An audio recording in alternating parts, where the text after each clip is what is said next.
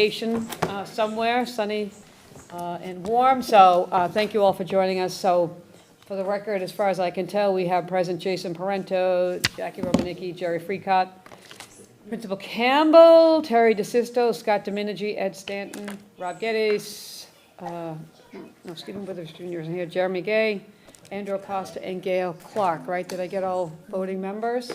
Awesome, all right. Welcome. All right, so we can, I don't know if you had time to review the minutes from July 17th, but you'll note on this evening's agenda that there's a correction. And I don't know if there's any questions as to why the amount was corrected, but understanding that, does anybody have any concerns or issues with the minutes as amended? The minutes also are for the July 19th.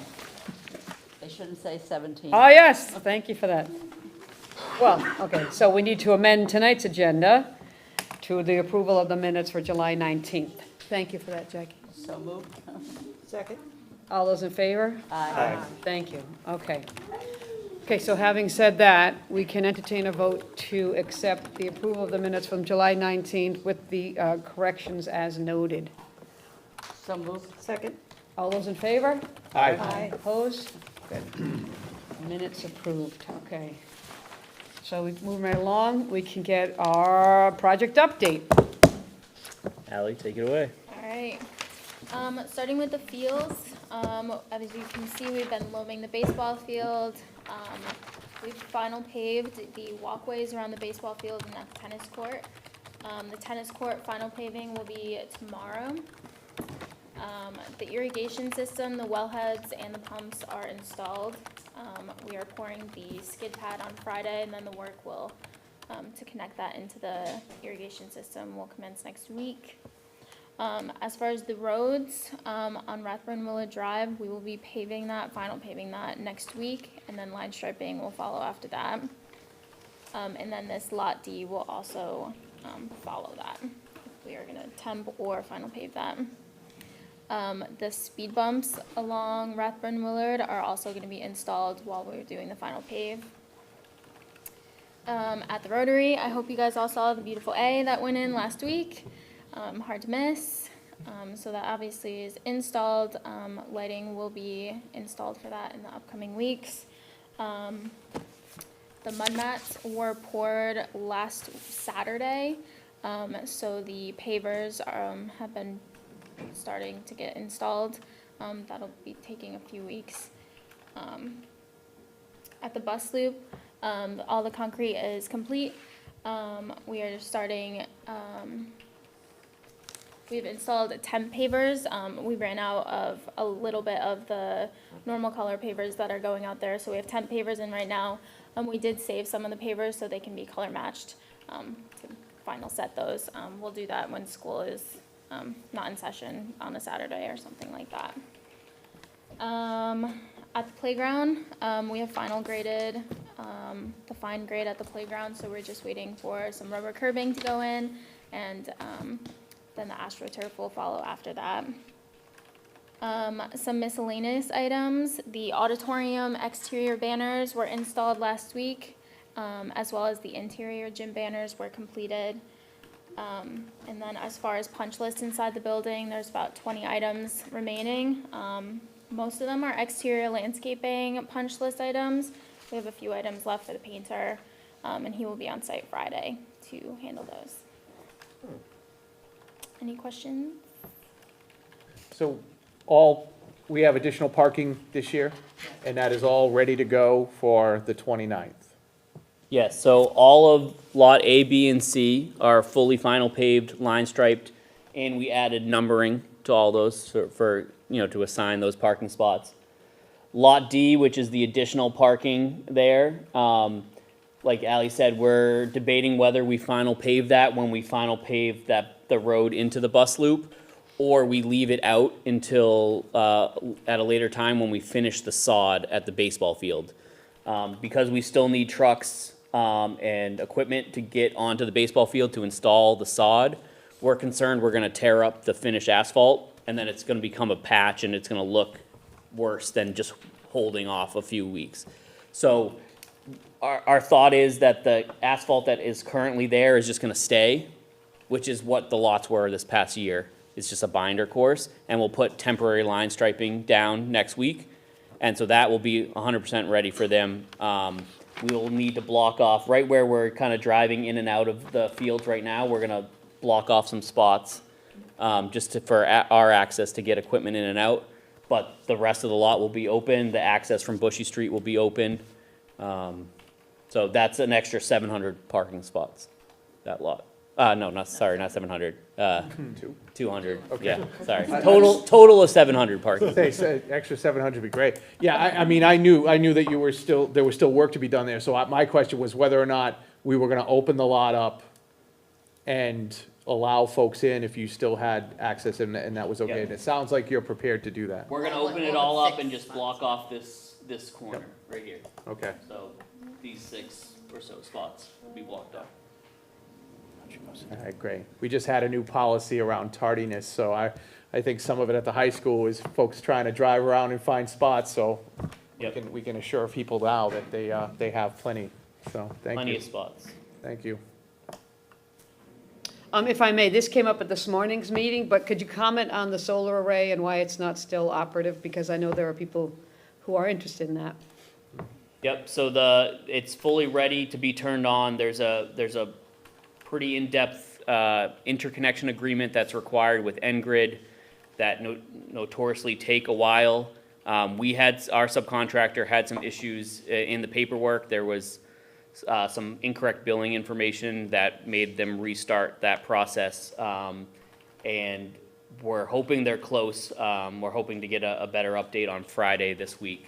But basically, it's just once NGrid says it's okay to flip the switch, we flip the switch and it works. We've already tested it. There will be some commissioning, but we know that it already works. We've already tested it. We can't flip the switch or we'll get in trouble with NGrid until they accept it. So it's more of just a paperwork thing. I know it's dragged on for a few months now, but that is the update.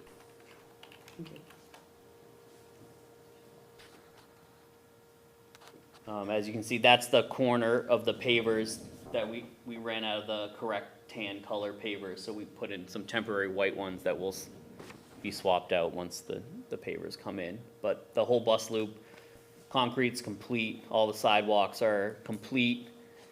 There's a couple of sidewalks in Lot D that that connect to Bushy Street that will get wrapped up this week. The sidewalk, if you want to go to where our trailers were, Ally, we completed the sidewalk where our trailers used to be, which will get them to the crosswalk. So any students walking down Rathburn Willard will be able to cross at that crosswalk and get, so any students walking along here can get to here, cross the street, and then come into the campus that way. Before we had multiple details out there, and so that won't be required anymore. We will continue to use this entrance to get into this field. So this sidewalk continues to here, but we're leaving that out to provide access into the fields until we're 100% complete with fields, and we're not driving over finished curb and finished sidewalk and then ending up having to replace it anyways, similar to what happened at the stadium entrance. So obviously there's been a bigger push to get the baseball field ready, just to limit the amount of trucking and equipment that needs to go into Lot D. So that's why the baseball field's a little bit further along than the other fields. But that's kind of how we planned it, working from baseball field out to Rathburn Willard, and working our way out of the site. There'll be 2 ways to get into Lot D, if I'm looking at that correct? Yep. Okay, So off of the bus loop drive and then coming in from Bushy. all right.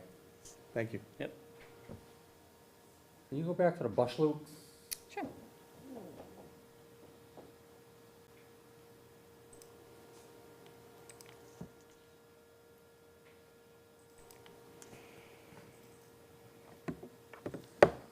Well, it looks like you've got a checkerboard of colors on that, beside the white area. Where? Just in the different pores? No, up to the top. Right at like at the 11 o'clock position. Or no, that'd be 2 o'clock position from where I'm looking at it. Here? Nope, keep going to the school. Yeah, right in that area there, you can see multicolors. Yeah, that's just, the way you have to pour it, you pour it in multiple pours, right? So it checkerboard, and then it's just one, Some of them are newer than others. exactly, one might be 28 days old and one might be 14 days old. It'll all Okay. weather together. They're not broomed in different directions, right, Corey? No, they're not.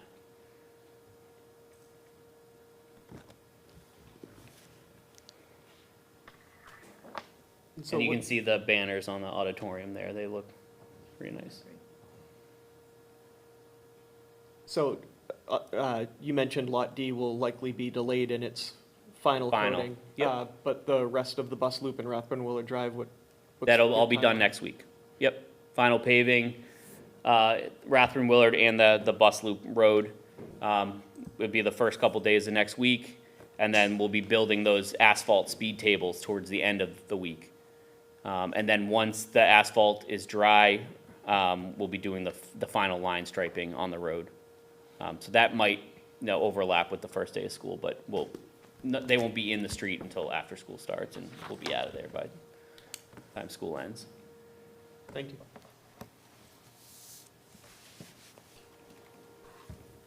Any other questions on schedule? All right, moving right along. Yeah, the lots look very good. I think they look good.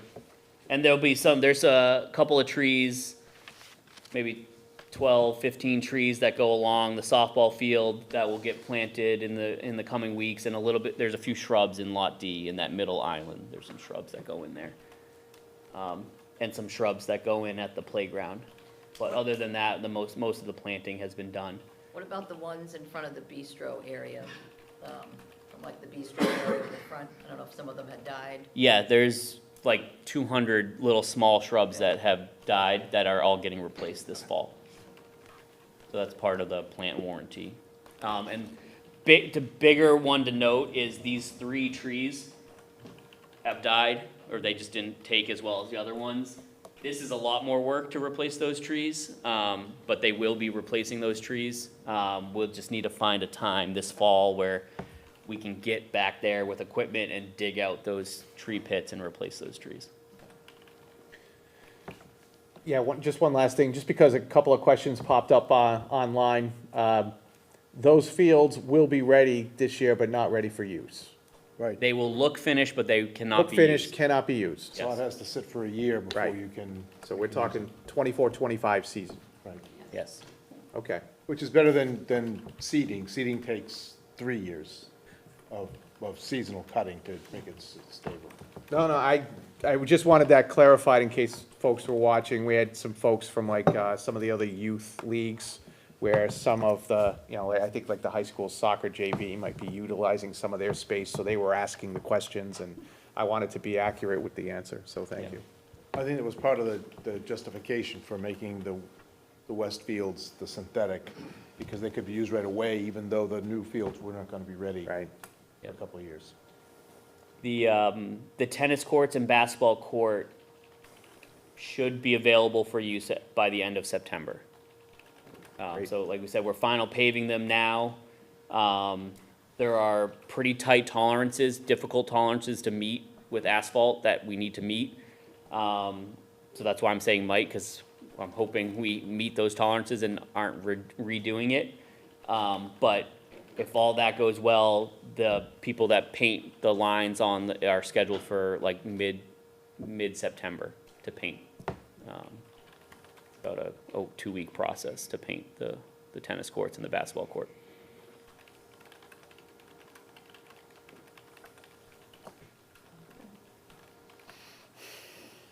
Very good. Cool. Change log update. Yeah, so all of the open changes are actually on change order 34, and we have no other open changes. So we've captured all of the changes with GCO 34. And then as far as contingency transfers, we just have one new one to note, which is GCT 087 for asphalt escalation associated with all the paving that we've been doing this summer. So that's just an estimate right now. Once we get all the asphalt tonnage slips, we'll be able to calculate that price and get that submitted. Again, that was accounted for in our projections, and we're under or at our projection for that. This also shows kind of the remaining contingency budget, including all of the previous return savings. So we still have about $500,000 remaining in contingency. So that's good with being 96% complete or whatever we're at. So I can go through change order 34. If that's good. with you. Sure, please. Okay. All right, so we have on change order 34, so all these have been submitted and reviewed with KBA and Skanska. And so just, some of these were on the meeting last month, but GCR 219 is for PR 152, which is the added maintenance fence enclosure and yard at the addition. That cost is $48,906.30. GCR 229 for PR 161. This is for swapping out the smoke detectors for heat detectors in the science labs. This work has already been completed. That cost is $7,759.38.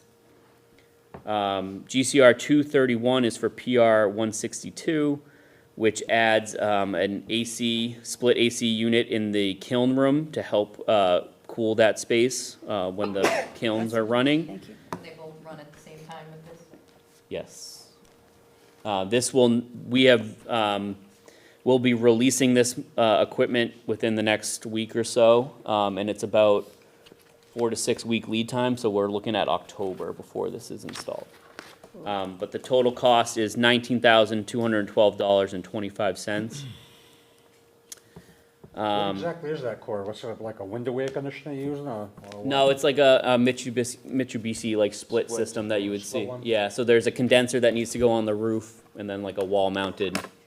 AC unit. We will try to get some of the roof work done ahead of time, but Mounts on the roof directly above the room. Yeah. The room is on the second floor, so it's on the roof right above it. GCR 232 is for PR 160. This is for the added water fountain at the L building. It's on the back side of the L building for kind of the sodded fields. Total cost is $18,505.03. GCR 233 is for ASI 148. Some landscape revisions in and around the tennis courts, just to avoid some probably difficult strips of grass for Jason and his crew to mow and maintain, swapping them from basically extending the asphalt on the tennis courts to fill in some of those grass strips. Total cost here is $10,578.21. This work has already been completed. GCR 234 for RFI 997 regarding the sidewalk changes at Bushy Street. So due to some ADA compliance of meeting the existing sidewalk, we had to swap the sidewalk to the other side of the Bushy Street entrance, which caused some rework and additional work there. Total cost is $26,238.32. This work is partially complete. You can see that sidewalk has been poured, and we'll be pouring the sidewalk on the other side of the entrance later this week or early next week.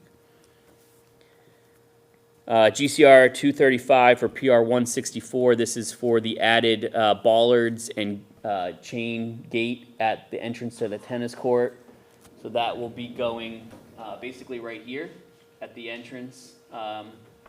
This is a mountable curb, so any authorized vehicles can hop that curb and drive down here and then connect to that road that goes to the Capron lot. There will be signage that says authorized vehicle only, and then we'll be adding two steel bollards and a chain with a sign on it as well. that can be opened and closed as needed. That total cost is $8,347.87.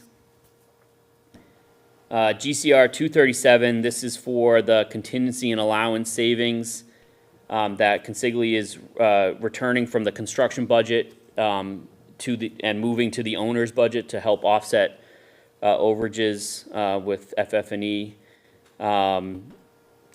That total is $772,000. It's a credit of $772,979.52.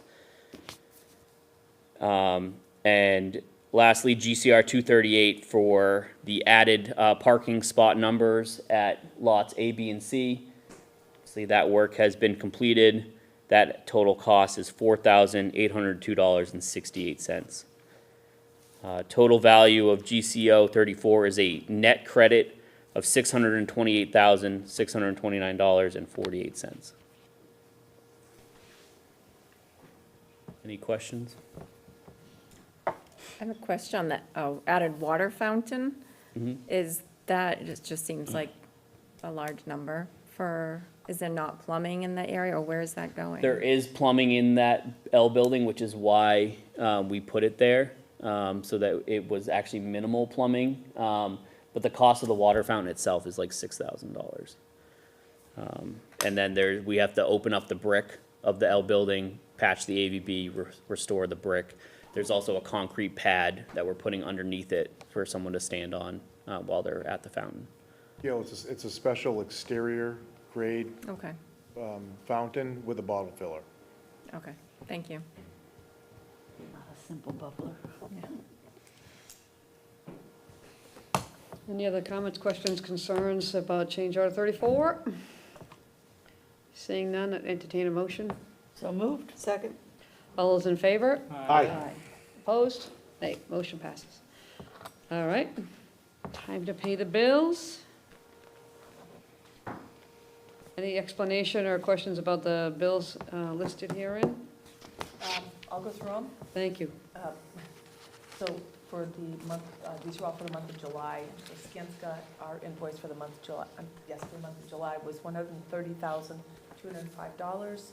KVA's invoice was $109,085, and that was, that did not include any of your vendors' invoices. Right, that's a for their standard contract administrator. Prorated amount that we Right, pay right, every month. right. Consigli's requisition totaled, the amount certified totaled $1,505,538.03. That included, Ally, can you scroll down a little bit, some of the change order work that was completed during the month. And it also included retainage reduction for J.J. Curran, which was the, what was their? Wood floor in the The wood gym. floor in the gym. So their retainage is down to zero now, but they're not withholding anything further there. Red Thread was the vendor for the furniture, and they had 3 invoices this month. One for $44,526.52, another one for $7,225.60, another one for $89.36. And that totals the $51,841.48. Additionally, HubTech, which was the, I believe that was the AV, some of the components for the project had an invoice for $5,318.75. And then the last one was an invoice from Briggs, which is material testing, and that was for $424. All total, the invoices for the month equal $1,802,457.26, and it brings us up to 97% complete as far as the billing goes. What was still coming in from Red Thread? It was just outstanding invoices. Okay. That's it, there's nothing new coming in, it's just we had worked on a reconciliation, and just, once we went through everything, we realized like, oh, you never billed for this. So there's nothing, trust me, That's what I there's was gonna nothing, say, yeah, there's- there's okay. nothing I know we new haven't gotten coming. anything new Right, come in, right, so. nothing new is coming in. So, yeah, I think she's still withholding a little bit of money until the issue with the science tables tables. is 100%, and I think it's like $10,000, and then we should be billed out 100%. I know HubTech, the AV consultant has indicated that there's maybe 1 or 2 invoices that are outstanding at this time, so as soon as we get those, they'll be billed out 100% as well. We will be billing for the next year, because there's a whole closeout process that I have to work with Mason for the MSBA to bring everything, through the final audit. So we don't anticipate actually having all the subs recs complete until springtime, and then after that, we'll start the audit process, and then we'll go for about another year with Skanska still on board, working with the city to get the final audit completed. And then at that point, once the audit is completed, the MSBA will issue final payment. So does anybody have any questions related to, yes? So I was gonna ask the same question that Kate did about furniture coming in. At our meeting on Monday night, the school committee meeting, we were informed of a significant increase in enrollment in this building for this fall. And we know that we have the space for it, but seeing furniture invoice made me realize, yes, we have space, but do we have the furniture in place already for that kind of an increase? I mean, I don't know what the increase is. I know that furniture was bought anticipating larger than just the enrollment number. The actual number, I couldn't tell you off the top of my head, but. But the furniture order matched what the Furniture order building was capacity was. was larger than the actual design capacity, we'll say. Okay, Because like our enrollment was 1725, I believe, but the building can handle many more than that. When there's all kinds of formulas yeah. into it, and utilization and all that, so. Yeah, if I remember correctly, it was like the enrollment plus 15%, and I think the indication on Monday night was that we might already be pushing that 15% with fall numbers, but, which is That is a very fantastic common thing. thing when you build a new school. Yeah, yeah, The attrition of people coming back. yep. Yes. And we knew that would happen, we just didn't realize it would be that quickly. Thank you. I have just a quick question, because I was looking at the change log, and down at the bottom with all the contingencies, the return savings, CR 237 says 550,000, but our contingency and allowance savings was 772,979. So is the difference in that number from a different bucket of funds that we're Yeah. getting returns? Yeah.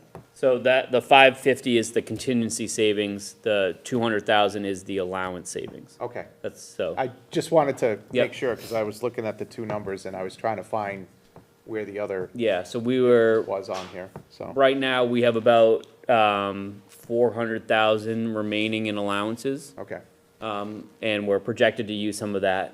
It's, clean up dumpsters, police details, stuff like that, that we use those allowances for. So we will continue to use those, but when we did our projection, we felt like we were gonna have over $200,000 remaining in that bucket, so that's why we were able to give that back at this time. no, I mean, that makes sense, I was just trying to find it. Yep. So, and I didn't see it, so I Yeah, so figured- that 772 is built up of 500,000, or 550 from contingency and 200 from allowance, plus the consigli adders that get credited back as well. And this, again, was something that we always knew we'd have to make an adjustment at some point when we originally, bought the furniture.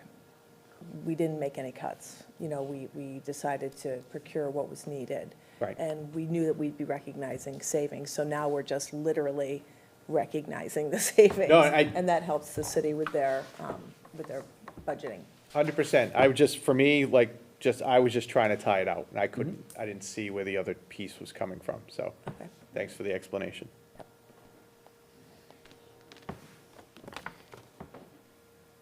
Any other comments, questions, concerns on the bills? Entertain a motion to approve. Moved. Second.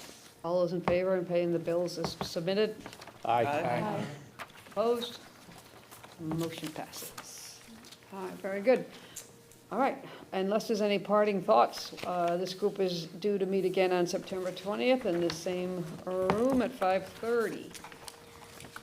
So I'd entertain a motion to adjourn at 6 o'clock. So moved. Second. All those in favor? Aye. Opposed? No. We're adjourned at 6 o'clock. Thank you.